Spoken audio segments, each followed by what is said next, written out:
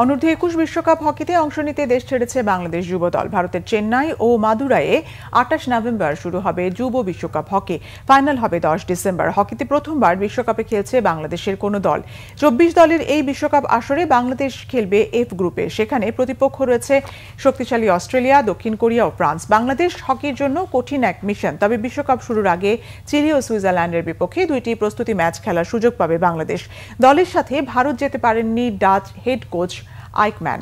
Manager অবসরপ্রাপ্ত lieutenant colonel Riazul Hasan ও খেলোয়াড় মেহেদী হাসান। মেহেদীর ডেঙ্গু ধরা পড়ায় চিকিৎসাধীন রয়েছেন। কোচ আইকম্যানের মা মারা যাওয়ায় তিনি হল্যান্ডে গেছেন। সেখান থেকে ভারতে দলের সাথে যোগ দিবেন।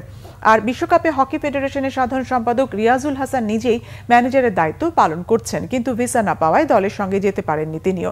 ভারতের উদ্দেশ্যে দেশ ছাড়ার আগে অধিনায়ক মেহরাব হাসান সামিন বলেছেন, বিশ্বকাপে শক্তিশালী প্রতিপক্ষের বিপক্ষে নিজেদের সেরা পারফরমেন্স প্রদর্শনে সর্বোচ্চ চেষ্টা করবেন তারা।